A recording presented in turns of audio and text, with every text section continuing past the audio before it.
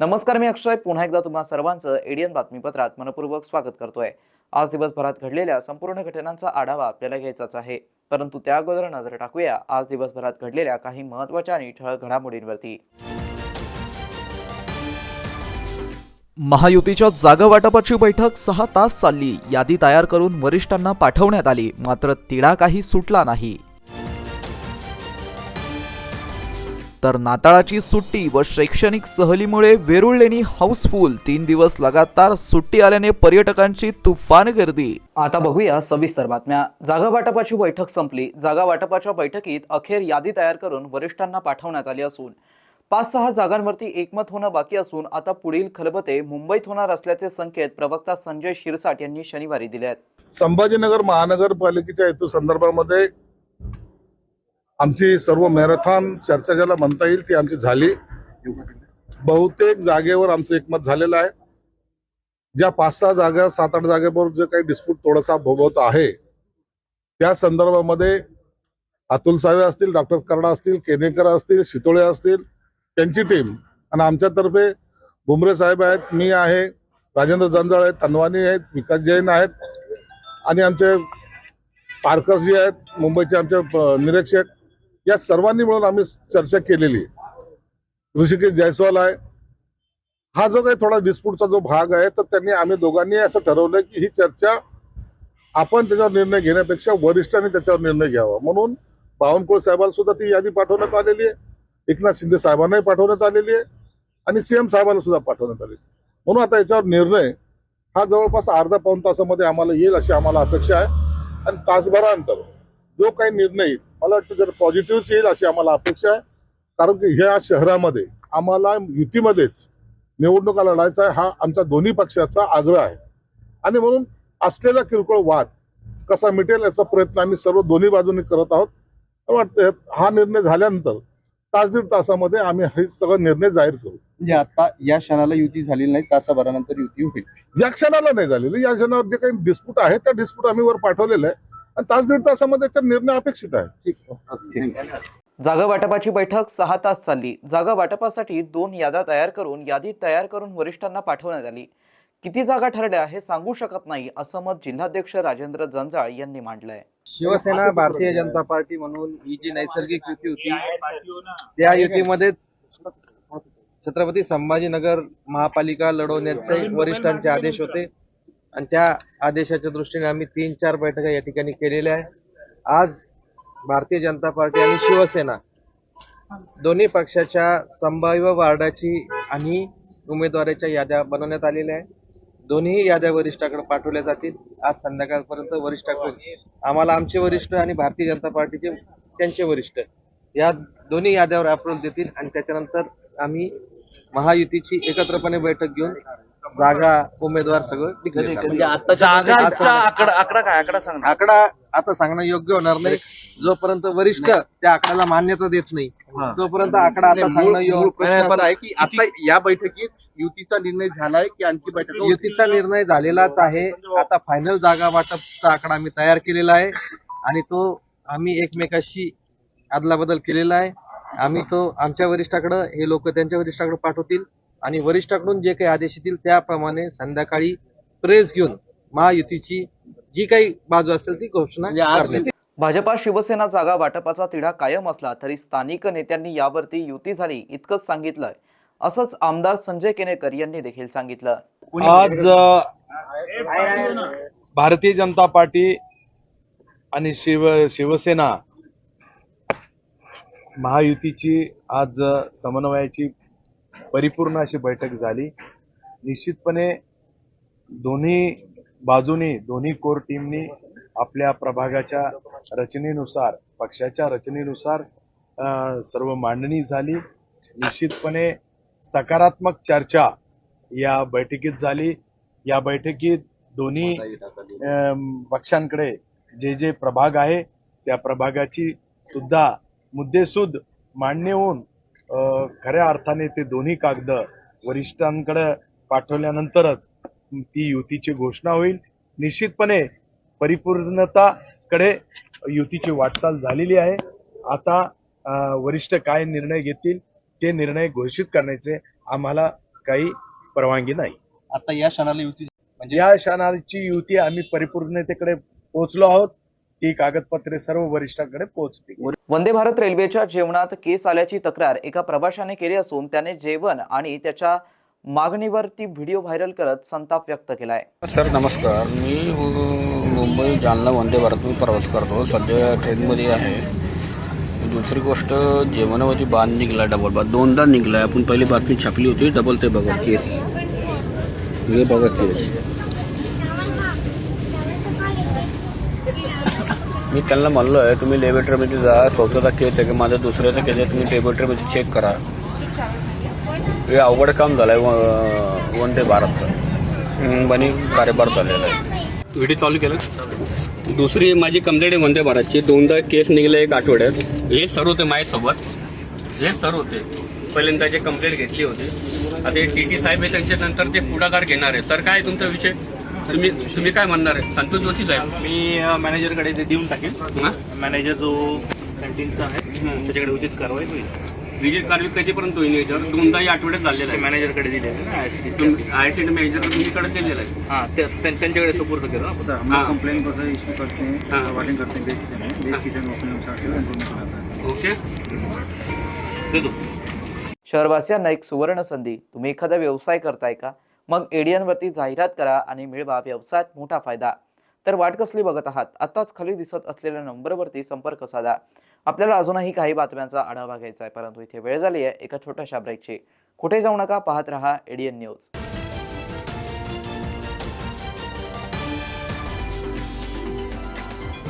नमस्कार. पोलीस आयुक्त छत्रपती संभाजीनगर व आयुक्त छत्रपती संभाजीनगर महानगरपालिका यांचे करून सर्व नागरिकांना आवाहन करण्यात येते की शासनाच्या आदेश व माननीय न्यायालयाने पतंग उडवण्यासाठी नायलॉन मांजाचा वापर करण्यास प्रतिबंध केला आहे. जो कोणी नायलॉन मांजाचा वापर करील, तसेच खरेदी व विक्री करेल, स्वतःजवळ बाळगेल, वाहतूक करेल, अशा संबंधितांवर कडक कायदेशीर कारवाई करण्यात येईल. कोणीही नागरिक नमूद सूचनांचे उल्लंघन करताना आढळून आल्यास पोलीस मदत क्रमांक 112, पोलीस नियंत्रण कक्ष क्रमांक 024 0224 0500 अथवा स्थानिक पोलीस स्टेशन येथे संपर्क साधावा. लहान मुले हे पतंग उडताना नायलॉन मांजाचा वापर करणार नाही याकडे पालकांनी लक्ष द्यावे. धन्यवाद. हॅलो, मी पोलीस स्टेशन वरून बोलत आहे. तुमच्या सोबती विकासला अटक झाली आहे. बाजारात एका मुलीची छेड काढत होता तो. त्या मुलीने FIR केली आहे. आम्ही तुम्हाला FIR ची कॉपी पाठवली आहे, चेक करा. पुलेरीची इज्जत वाचवायची असेल तर 2 लाख रुपये पाठव. तुम्हाला फोनवर लिंक पाठवत आहे. हा पाठवा, लिंक पाठवा. ऐका, पैसे पाठवायची काही गरज नाही. चा विकास आमच्या सोबतच आहे. ए विकास, ये इथे. हे बघा. हे तू इकडे. हो, थांबा जरा. त्याला मारायची गरज नाही. त्यांनी काही नाही केलंय. बंधू आणि भगिनीनो, पोलीस, CBI किंवा कस्टम्स अधिकाऱ्याच्या नावाने धमकीचे फोन जर तुम्हाला येत असतील तर घाबरू नका. हे जे सायबर क्रिमिनल्स असतात ना, तुम्हाला घाबरवण्यासाठी डिजिटल अरेस्टचाही आधार घेऊ शकतात. तुमच्या भीतीला बनवतात हत्यार.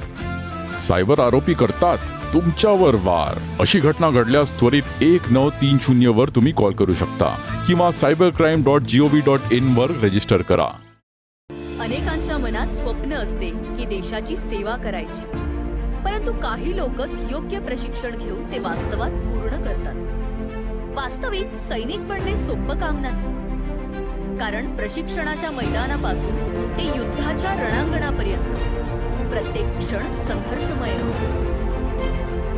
फक्त जो इमानदार, समजूतदार असेल आणि ज्याची इच्छाशक्ती प्रबळ असेल, असाच व्यक्ती या क्षेत्रात टिकू शकतो. प्रत्येक वर्षी अनेक परीक्षार्थ्यांना यश प्राप्त होते, ते फक्त आणि फक्त गरुड झेप अकॅडमी. पंख आम्ही देतो, उंच भरारी तुम्ही घ्या.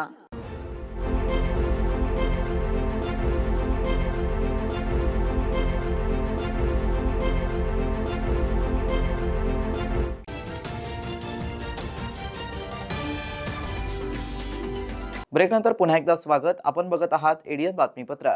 छत्रपती संभाजीनगर महापालिका सार्वत्रिक निवडणूक 2025च्या पार्श्वभूमीवरती निवडणूक पूर्व तयारीचा सखोल आढावा घेताना आयुक्त तथा प्रशासक व निवडणूक निर्णय अधिकारी जी श्रीकांत यांनी निवडणूक प्रक्रियेबाबत महत्त्वाचे व कडक निर्देश दिले आहेत.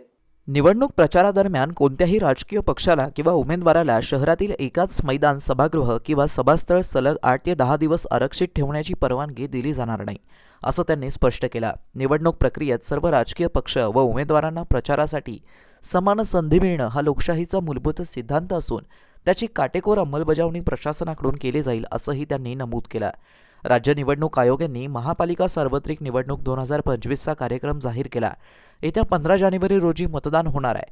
त्या पार्श्वभूमीवरती आज आयोजित बैठकीत निवडणूक नियोजन, प्रचार व्यवस्थापन, मनुष्यबळ प्रशिक्षण व आचारसंहिता अंमलबजावणी या सर्व बाबींचा सविस्तर आढावा घेण्यात आला.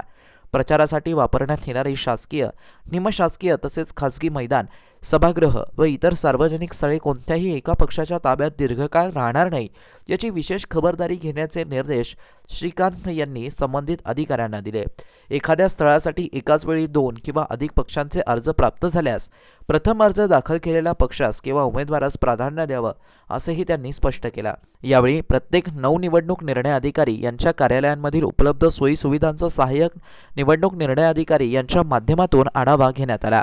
मतदान प्रक्रिया सुरळीत पार पडण्यासाठी आवश्यक मनुष्यबळ, साहित्य व तांत्रिक सुविधा वेळेत उपलब्ध करून देण्याबाबतही चर्चा करण्यात आली. उद्या होणाऱ्या मतदान केंद्र प्रमुख व मतदान कर्मचाऱ्यांच्या प्रशिक्षण कार्यक्रमाच्या पूर्वतयारीचा आढावा घेताना जी श्रीकांत यांनी प्रशिक्षण दर्जेदार व प्रभावी होणं आवश्यक असल्याचं नमूद केलं. प्रशिक्षणाद्वारे कर्मचाऱ्यांना मतदान प्रक्रियेतील जबाबदाऱ्या, नियमावली व आपत्कालीन परिस्थितीत कार्यपद्धती यांची सुस्पष्ट माहिती दिली जावी, असे निर्देश त्यांनी दिले. क्षेत्रीय अधिकाऱ्यांच्या नियुक्तीबाबत मार्गदर्शन करताना त्यांनी सांगितलं की प्रत्येक 10 ते 15 मतदान केंद्रांमागे एक क्षेत्रीय अधिकारी नेमण्यात यावा. ज्या निवडणूक निर्णय अधिकारी कार्यालयामध्ये कर्मचारी अपुरे आहेत त्या ठिकाणी तातडीने मनुष्यबळ उपलब्ध करून देण्यात यावं, जेणेकरून निवडणूक कामकाजात कोणताही अडथळा निर्माण होणार नाही. शहरात प्रथमच प्रभाग पद्धतीने महापालिका निवडणुका होत असल्याने उमेदवार व मतदारांमध्ये मतदान पद्धतीच्या जागृती होणं अत्यंत आवश्यक आहे. त्या दृष्टीने प्रत्येक निवडणूक निर्णय अधिकारी कार्यालयात एक डेमो EVM उपलब्ध करून देण्यात यावा, जेणेकरून उमेदवार व नागरिकांना प्रत्यक्ष पद्धतीची माहिती मिळू शकेल, अशी सूचना त्यांनी यावेळी केली. मनपा सार्वत्रिक निवडणूक प्रक्रियेच्या अनुषंगाने ज्या अधिकारी व कर्मचाऱ्यांना निवडणूक विषयक आदेश देण्यात आले आहेत, मात्र जे अद्याप कामावर रुजू झाले नाहीत, अशा सर्व अधिकारी व कर्मचाऱ्यांविरुद्ध गुन्हे दाखल करण्याचे स्पष्ट आदेश आयुक्त तथा निवडणूक निर्णय अधिकारी जी श्रीकांत यांनी दिले आहेत. आचारसंहिता कक्षाच्या कामकाजाचा आढावा घेताना प्रत्येक अधिकारी व कर्मचारी, विशेषतः SST पथकासाठी नियुक्त करण्यात आलेले कर्मचारी अद्याप रुजू न झाल्याची बाब निदर्शनास आली. निवडणूक कामकाजात कोणतीही चालढकल, दुर्लक्ष किंवा हलगर्जीपणा सहन केला जाणार नसून जे अधिकारी कर्मचारी आदेश असूनही रुजू झाले नाही त्यांच्याविरुद्ध तात्काळ गुन्हा दाखल करण्याची प्रक्रिया सुरू करण्याचे निर्देश संबंधित यंत्रणांना देण्यात आले आहेत. निवडणूक प्रक्रिया पारदर्शक, निर्भय व शांततेत पार पाडण्यासाठी सर्व अधिकारी व कर्मचाऱ्यांनी आपली जबाबदारी गांभीर्याने पार पाडावी, असं आवाहन सुद्धा जी श्रीकांत यांनी केलं. खुलताबाद प्रतिनिधी. खुलताबाद तालुक्यातील वेरूळ लेणी बघण्यासाठी पर्यटकांची अफाट गर्दी. नाताळाच्या सुट्ट्या, त्यातच 3 दिवस लगातार शासकीय सुट्ट्या असल्याने वेरूळ लेणी श्री घृष्णेश्वर मंदिर पर्यटक व भाविकांच्या गर्दीने चांगलेच फुलले आहे. वेरूळला पर्यटकांची मोठी गर्दी झाल्याने रस्त्यावरती वाहतुकीच्या कोंडीचा प्रकार सतत घडत असून वेरूळ येथील हॉटेल, लॉजिंग फुल झाले आहेत. नाताळांच्या सुट्ट्यामुळे मोठ्या प्रमाणावरती पर्यटक पर्यटनासाठी बाहेर पडलाय. शुक्रवार, शनिवार, रविवार या 3 दिवसांच्या शासकीय सुट्ट्या असल्याने राज्यातील तसेच परराज्यातून पर्यटकांनी जगप्रसिद्ध वेरूळ लेणी, श्री घृष्णेश्वर मंदिर, खुलताबादचे भद्रा मारुती, दौलताबादचा देवगिरी किल्ला पाहण्यासाठी मोठी गर्दी केली आहे. त्यात राज्यभरातील शैक्षणिक सहली सुरू झाल्यामुळे पर्यटनस्थळे पर्यटकांच्या गर्दीने बहरली असल्याने पर्यटकांवरती अवलंबून असलेले हॉटेल, लॉज तसेच छोटे मोठे विक्रेते आनंदी आहेत. पर्यटकांची गर्दी वाढल्यामुळे काही प्रमाणात पुरातत्व विभागाची यंत्रणेवरती ताण पडलाय. सलग 3 दिवस छोट्या सुट्ट्या असल्याने खुलताबाद येथील भद्रा मारुतीच्या दर्शनासाठी लांबच लांब रांगा लागल्यात. वेरूळ येथील 12वे ज्योतिर्लिंग घृष्णेश्वर मंदिरातही दर्शनासाठी भाविकांची अफाट गर्दी झाली होती. सध्या पर्यटन हंगाम सुरू झाल्याने सर्वत्र पर्यटक व भाविकांचीच गर्दी दिसत आहे. वेरूळ लेणीसमोर अनेक भागांमध्ये अनधिकृत हॉटेल रस्त्यावरती थाटल्याचं दिसून येत आहे. हे ज्यामुळे वाहतुकीस अडथळा निर्माण होत असल्याच्या तक्रारी वारंवार होतात. या अनुषंगाने सार्वजनिक बांधकाम विभागाच्या वतीने धोरण तयार केलं होतं. या संदर्भात महामार्ग पोलिसांनाही वेळोवेळी कारवाईच्या सूचना दिल्या आहेत. मात्र दोन्हीही प्रशासनाकडून ठोस कारवाई केली जात नसल्यामुळे समस्या अधिक वाढली आहे. अशा तक्रारी नागरिकांकडून केल्या जात आहेत. लेणीसमोर महावीर स्तंभ येथे रस्ता अडवून हॉटेल व्यवसाय सुरू करण्यात आला आहे. त्यामुळे इतर वाहनांना मार्ग मिळत नसल्याने या परिसरात प्रचंड वाहतूक कोंडीची समस्या निर्माण झाली आहे. विशेष म्हणजे नाताळाच्या सुट्ट्या असल्यामुळे भाविक व पर्यटकांची मोठ्या प्रमाणावरती गर्दी पाहायला मिळते आहे. एडियनसाठी तालुका प्रतिनिधी हुसेन पटेल, खुलताबाद. कोणीतरी आमच्या पक्षात प्रवेश केला म्हणून आमच्यावरती टीका करता, मग पालघरमध्ये तुम्ही गुंडांना का प्रवेश दिलात, असा सवाल शिवसेना उद्धव बाळासाहेब ठाकरे पक्षाचे नेते व युवा सेनेचे प्रमुख आदित्य ठाकरे यांनी शुक्रवारी येथील भारतीय जनता पक्षाला केला आहे. शिवसेना उद्धव बाळासाहेब ठाकरे पक्षाचे नेते व युवा सेनेचे प्रमुख आदित्य ठाकरे यांनी शुक्रवारी रात्री छत्रपती संभाजीनगरमध्ये मशाल फेरी काढली होती. महापालिका निवडणुकीच्या पार्श्वभूमीवरती शिवसेना उद्धव बाळासाहेब ठाकरे पक्षातर्फे आदित्य यांच्या नेतृत्वाखाली क्रांती चौक ते गुलमंडी दरम्यान मशाल फेरी काढण्यात आली. गुलमंडीवरती या फेरीची सांगता झाली. यावेळी ते बोलत होते.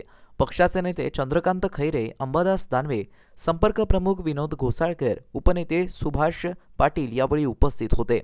छत्रपती संभाजी महाराज यांच्या क्रांती चौकातील पुतळ्यास पुष्पहार अर्पण करून मशाल फेरीला सायंकाळी 7 वाजेच्या सुमारास सुरुवात करण्यात आली.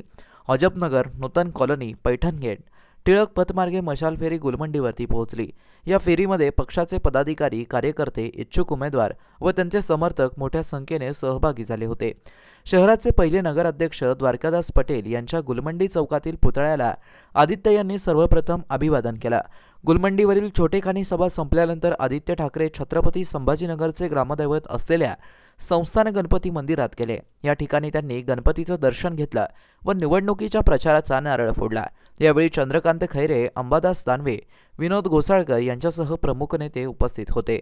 हडको कॉर्नर 13 परिसरात असलेल्या हॉटेल यश लोटसच्या बाजूला सिडकोच्या मालकीच्या भूखंडावरती अतिक्रमण करण्यात आल्याचा आरोप भीम आर्मी संघटनेचे जिल्हाध्यक्ष बाळू वाघमारे यांनी केला असून सदर प्रकरणी हॉटेल मालक असलेल्या दोघांवरती गुन्हा दाखल करण्याची मागणी त्यांनी निवेदनाद्वारे पोलीस आयुक्त यांच्याकडे केली आहे. तर सदर प्रकरणी वाघमारे यांनी एडियन सोबत बोलताना अधिक माहिती दिली आहे. सिडको प्रशासनाच्या प्लॉटवर काही भूमाफियांनी संगतमत करून अधिकाऱ्याच्या सिडको प्लॉट खरेदी दाखवली आणि खरेदी छोट्या प्लॉटची झाली आणि संपूर्ण प्लॉट बळकवण्याचं षडयंत्र सिडको आणि काही माफियाच्या माध्यमातून सुरू आहे. ज्या टायमाला आम्हाला हे प्रकरण कळालं त्या प्रकरणात आम्ही प्रशासनाच्या विरोधात निवेदन दिलं आहे भीम आर्मीच्या माध्यमातून आणि प्रशासनाच्या लक्षात आणून दिलंय की सिडकोचा हा जो प्लॉट आहे तिथं काही वर्षापासून प्राचीन काळापासून कबरी होत्या त्या आणि मुस्लिम बांधवाच्या ज्या कबरी आहेत त्या कबरी नष्ट करून तो भूमाफिया हा प्लॉट बळकवण्याचा प्रयत्न करीत आहे. आम्ही पोलीस आयुक्तांना निवेदन दिलं आहे, बेगमपुरा पोलीस स्टेशनला बी निवेदन दिलं आहे आणि सिडको प्रशासनाला बी निवेदन दिलंय आणि या निवेदनाद्वारे भीम आर्मीचा एक इशारा दिलाय की तुम्ही संगनमत करून हे प्लॉट जो बळकत आहे याच्या विरोधात भीम आर्मी आंदोलन उभं करणार आहे. त्याकरता निवेदन दिलं आहे. आता प्रशासनाला जे जॉईंट अधिकारी हे सगळे मिळून त्या भूमाफियाला मिळालेले असे आम्हाला कानावर आलेले आहे. आता सध्या इलेक्शनच्या आचारसंहितेमुळे आम्ही प्रशासनाला निवेदनद्वारे कारवाई करा आणि त्यांच्यावर गुन्हे दाखल करा म्हणून मागणी केली. जर प्रशासनाने त्यांच्यावर गुन्हे दाखल नाही केले तर इलेक्शन संपल्यानंतर आचारसंहिता संपल्याबरोबर भीम आर्मी पुऱ्या महाराष्ट्रामध्ये आंदोलन मोठ्या प्रमाणात आंदोलन करणार आहे. या प्लॉट सिडकोच्या प्लॉटला खेटून जो माजी नगरसेवक आहे गवळी म्हणून आणि आसेफ पटेल यांच्या दोन्हीच्या संगतमताने हा प्लॉट बळकवण्याचा प्रयत्न केलाय. सिडकोच्या काही अधिकाऱ्याला मिळून या दोन्ही हॉटेल मालक व आसिफ त्याचा साथीदार आहे याच्यावर गुन्हे दाखल करा अशी भीम आर्मीची मागणी. गुन्हे दाखल नाही केल्यास भीम आर्मी आंदोलन करीन. शेवटी पुन्हा एकदा नजर टाकूया आज दिवसभरात घडलेल्या काही महत्त्वाच्या आणि ठळक घडामोडींवरती. महायुतीच्या जागा वाटपाची बैठक 6 तास चालली. यादी तयार करून वरिष्ठांना पाठवण्यात आली, मात्र तिढा काही सुटला नाही. तर नाताळाची सुट्टी व शैक्षणिक सहलीमुळे वेरुळलेणी हाऊसफुल. 3 दिवस लगातार सुट्टी आल्याने पर्यटकांची तुफान गर्दी. आणि याबरोबरच हे बातमीपत्र इथे संपलं. पुन्हा भेटूया पुढील बातमीपत्रात. तोपर्यंत पाहत रहा आपल्या हक्काचं बातमीपत्र ADN न्यूज.